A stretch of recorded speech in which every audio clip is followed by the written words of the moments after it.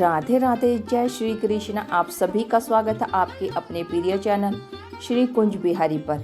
ये तो आप सभी जानते हैं कि सभी महीनों में सर्वश्रेष्ठ महीना कार्तिक महीना शुरू हो चुका है।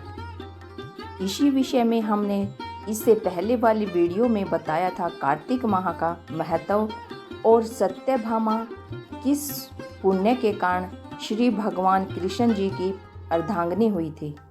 पहले वाली वीडियो में आपने कार्तिक मास व्रत कथा महात्म्य में पहला और दूसरा अध्याय सुना था। आज की वीडियो में कार्तिक मास व्रत कथा महात्म्य में तीसरा अध्याय जानेंगे, जिसमें सत्यभामा जी पूछती हैं कि भगवान ये बताइए कि सभी मास में सबसे सर्वश्रेष्ठ मास कार्तिक मास ही क्यों है। कार्तिक मास के तीसरे अध्याय में सत्यभामा पूछती है कार्तिक मास ही सब मासों में श्रेष्ठ क्यों है, सब मासों में कार्तिक ही आपको अधिक प्रिय क्यों है। इसका वर्णन भगवान कृष्ण उन्हें सुनाते हैं। आप और हम सभी विस्तार से और ध्यान से इस कथा को सुनते हैं और पुण्य के भागी बनते हैं। सत्यभामा ने पूछा, हे स्वामी, काल रूपधारी आपके सभी वर्ष, मास, दिन आदि अंग प्रत्यंग एक समान महत्व रखते हैं, अतः कार्तिक मास ही सब मासों में श्रेष्ठ क्यों है। फिर सब तिथियों में एकादशी और सब मासों में कार्तिक मास ही आपको अधिक प्रिय क्यों है। हे देवेश, इसका कारण कहिए। भगवान श्री कृष्ण चंद्र जी कहते हैं, हे प्रिय, तुमने मुझसे बहुत अच्छी बात पूछी है। इस विषय में महाराज वेन के पुत्र पृथु और नारद का संवाद कहता हूँ, उसे एकाग्र मन से सुनो। इसी प्रकार एक समय में नारद जी से राजा पृथु ने प्रश्न किया और स्वर्ग नारद जी ने पृथु को कार्तिक मास की महिमा बतलाई थी। नारद जी ने कहा, हे राजन, बहुत दिन पहले समुद्र का पुत्र शंखासुर नामक अत्यंत शक्तिशाली और पराक्रमी एक राक्षस पुत्र तीनों लोगों को मत डालने जीत लेने में समर्थ हुआ। उस शंखासुर ने स्वर्गलोक में रहने वाले देवताओं को जीतकर तथा इंद्र आदि देशपालकों के अधिकार को छीन लिया। उससे डरकर समस्त देवगण सुमेरु पर्वत की कंदराओं में अपने स्त्री तथा कुटुंब के साथ उसका अवरोध करते हुए बहुत दिन तक छिपे रहे। जब सब देवगण सुमेरु पर्वत की कंदराओं में आसन जमाकर निश्चित होकर रहने लगे, तब वह राक्षस सोचने लगा कि यद्यपि मैंने सब देवताओं को जीत लिया है और उनका अधिकार छीन लिया है, तो भी ये लोग बलवान ही ज्ञात होते हैं, अतः अब हमको क्या करना चाहिए। आज मुझे ज्ञात हुआ कि ये सब देवता वेद मंत्रों से बलवान हो रहे हैं। उनके वेदों को हर लेने से वह स्वयं ही बलहीन हो जाएंगे। नारद जी ने कहा, ऐसा मानकर शंखासुर विष्णु भगवान को सोते देख सत्यलोक से उत्पन्न समस्त वेदों को चुरा लाया। जिस समय वह वेदों को चुरा रहा था, उसी समय बीजों के साथ यज्ञ मंत्र उसके डर से जल में छिप गए। शंखासुर भी वेद मंत्रों और बीज मंत्रों को खोजता हुआ समुद्र के भीतर घूमने लगा, किंतु वह राक्षस उन वेद मंत्रों को एक स्थान पर कहीं भी नहीं पा सका। इसी समय ब्रह्मा जी सब देवताओं के साथ पूजन सामग्री और उपहार लेकर वैकुंठ लोक में विष्णु भगवान की शरण में पहुँचे। श्री विष्णु भगवान को प्रगाढ़ निद्रा से जगाने के लिए गाने बजाने तथा धूप गंधादिकों से बारंबार उनका पूजन करने लगे। उन लोगों की इस आराधना से प्रसन्न होकर विष्णु भगवान जाग उठे। उसमें देवताओं ने हजारों सूर्य के तेज सदृश दीप्यमान विष्णु भगवान को देखा।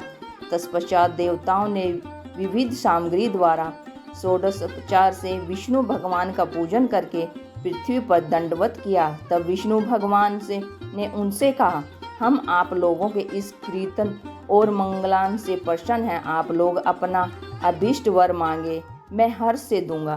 कार्तिक शुक्ल पक्ष की एकादशी पर्यंत प्रातः काल में जो सज्जन आप लोगों के समान कीर्तन और मंगल करके वे हमारे अति प्रिय होंगे और शरीर त्याग करने पर वैकुंठ में जाएंगे। यह जो पाद अर्ध आचमन और जल आदि सामग्री आप लोग हमारे लिए लाए हैं, वे सब अत्यंत गुणों वाली होकर आप लोगों को आनंदित करेंगी। जो शंखासुर सब वेदों को चुरा ले गया है, वे सब समुद्र में हैं। मैं उस सागर के दुष्ट पुत्र को मारकर ले आता हूँ। आज से मंत्र, बीज और यज्ञों के साथ 4 वेद प्रतिवर्ष कार्तिक मास में जल में विश्राम करेंगे। अब मैं मत्स्य का रूप धारण करके समुद्र में जाता हूँ और आप लोग भी सब ऋषियों को लेकर हमारे साथ आवे। इस लोक में जो प्राणी कार्तिक में नित्य प्रातः काल में स्नान करेंगे वे यज्ञांत में अवभृत स्नान के पुण्य फल के भागी हो जाएंगे। जो कार्तिक में स्नान और व्रत करेंगे वे इंद्र, उनको तुम मेरे लोक में पहुंचा दिया करो। हे देवेंद्र, मेरी आज्ञा से उन प्राणियों को तुम आपत्तियों से बचाते रहना। हे वरुण, तुम उन्हें पुत्र पौत्रादि संतान देते रहना। हे धनादि कुबेर, मेरी आज्ञा अनुसार तुम उनका धन धान्य बढ़ाते रहना, क्योंकि इस प्रकार का आचरण करने वाला प्राणी हमारा रूप धारण करके जीवन मुक्त हो जाया करता है।